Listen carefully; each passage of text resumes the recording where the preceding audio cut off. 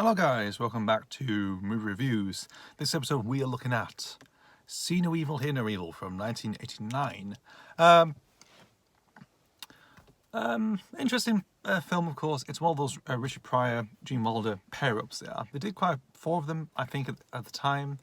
And this is the second one to actually feature the director who did Silver Streak back in '76, who is directing this one for us. So it's like his second Pryor and Wilder film, very much in this one. I forgot his name, Arthur Hiller. That's it. And yes, it's a pretty funny one actually. It's a very interesting premise, of course. It deals, of course, with the title. It says "See no evil, hear no evil." Of course, you get Wilder playing a guy called Dave who's deaf, and you have Pryor playing a guy called Wally who is blind. Of course, obviously they witness a murder and they're basically going to run it as fugitives. They're being set up. They have also trying to track down the criminals who are responsible for a gold coin, believe it or not. And hilarity ensues. It's a very funny, crime comedy it is, in a way.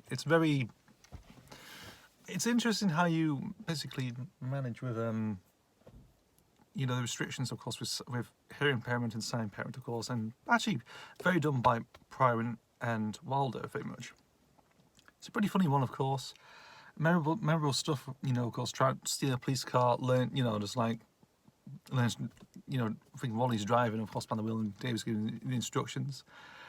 Pretty good stuff, of course. The main sort of end battle, of course, with that little amazing shootout between the main gang lord, or the main crime lord, of course, and Wally in an office space, in the criminal's office space. It's really funny. It's actually really funny, actually. And they're basically just trying. They do like weird little movements, like it's a bit of a standoff, really. But they're both blind, really. It's quite hilarious. Again, really, and also interesting music as well, because it's done by Stuart Copeland. Copeland obviously was famous for The Police. He's very sort of least remembered for Highlander 2: The Quickening, which is one of my worst films of all time. If you've ever seen that one back in Series 10, yeah, but it's alright actually. It's just of its time, 80s and stuff, so it's pretty good. The only main thing with this film that is sort of a major nitpick, sort of a negative about this, is that Kevin Spacey is in it. Yes, Kevin's bloody Spacey. Oof, God. Especially these days, it's like, oh God, is he in this movie? God's truth. He'll be damned, of course.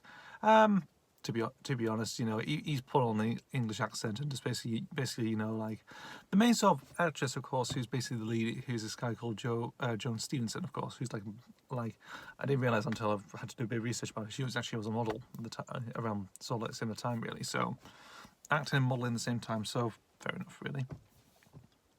A decent character, actually, a very sort of like villainous type character, of course, and pretty good actually, and just in stunt work, then these sort of comedic effects, of course, as well. It's a brilliant film. It is, This is like Kevin Spacey's in it. That's sort of lets it down a bit, really, but it's still funny.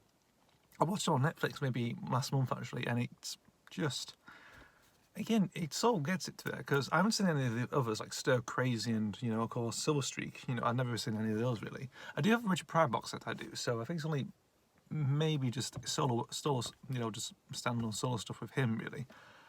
Of course, but considering that, they're actually, Wilder and Pryor are actually on top form. Really good stuff, really. So it's a decent one to actually look into, actually. My introduction of this came through the Cinema Club promos, actually. I think it actually came from the rare Robocop 3 Cinema Club version from '96. And I've never seen that, actually. I think, interesting, good stuff, really. A mixture of Hellraiser, Candyman, of course. Bits and pieces, and this actually just came more famous for. I didn't really care much about it at the time.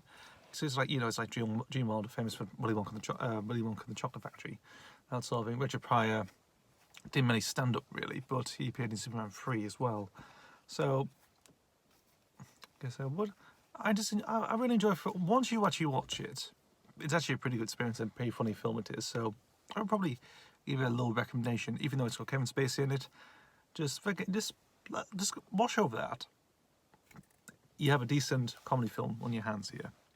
So that's See No Evil, Hear No Evil from 1989.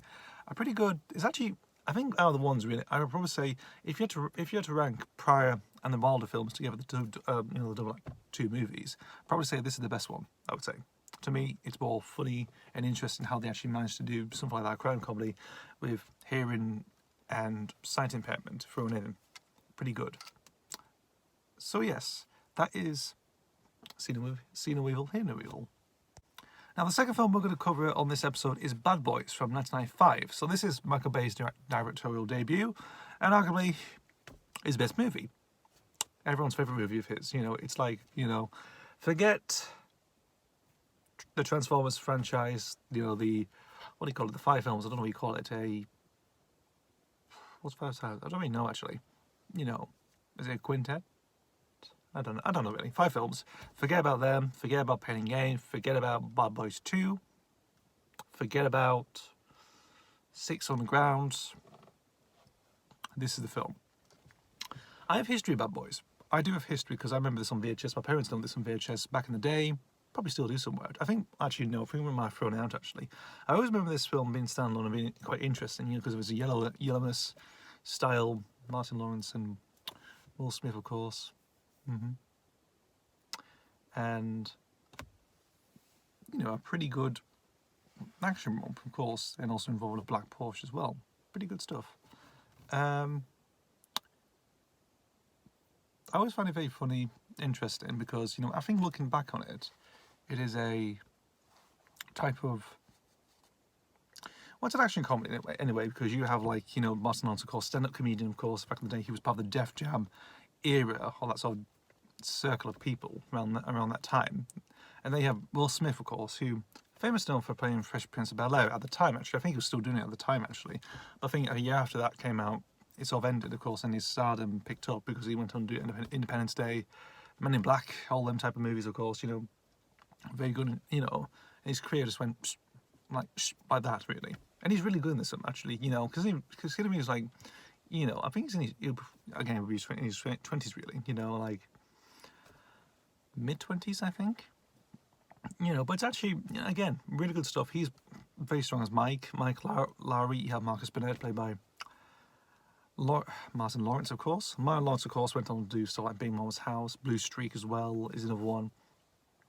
Bits and pieces, and pretty good stuff actually. Of course, they did a lot of improvising as well. Like if you ever read the documentaries and look into it, apparently Bay wasn't happy with the script. Of course, some guy, I forgot the guy called George something. I think his name is George. ... wrote the script, and it was quite a bit miffed about it, of course. And then Lawrence and Smith basically just ad-libbed everything. Just bits and pieces, of course. Oh, what was it? It's that scene in the kiosk that's saying like Fruity Bubblicious and some Skittles. I was sort of ad-libbed. That was sort of their idea, just bringing that sort of thing, because like there's a good friendship between them two, because they came back just early this year with Bad Boys for Life, of course.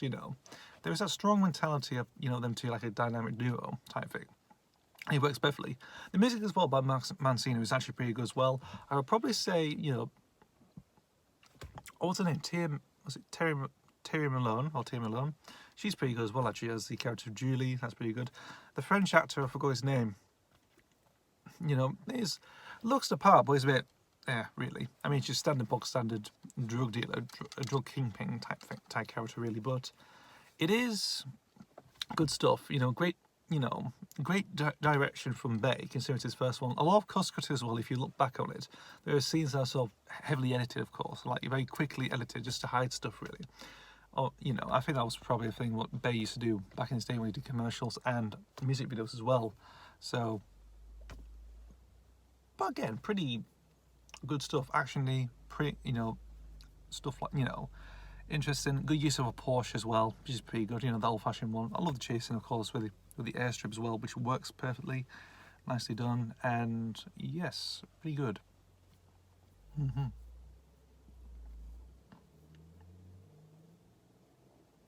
Indeed.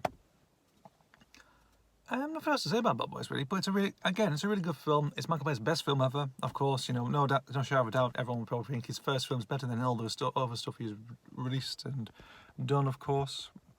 But overall, it's a great film. I watched it on Netflix again. A lot of these films are coming from Netflix, of course, that I've just been watching over the lockdown period. And yes, it is great. Fantastic. sort of gets that vibe of Miami as well. Like he just really, he sort of gets that, you know, a bit like, again, like a stronger, more powerful blaxploitation type Miami Vice in a way, that type of thing. But it works. You know, consider for 9.5, it actually, you know, is done pretty well. You know, and holds up very still nicely. Other than the sequel, and probably maybe the third one is probably a bit better than number 2. Who knows really? But I've never seen those 2 yet. Unfortunately, I've only seen the first one, so good enough. Right, that's about it for me. So I've been talking in this, and of course, in the episode, I've been talking about See No Evil, Hear No Evil, and Bad Boys. So yes, thank you for guys for watching. Of course, stick around for more content. Of course, I tend to do. See you for the next video, and goodbye.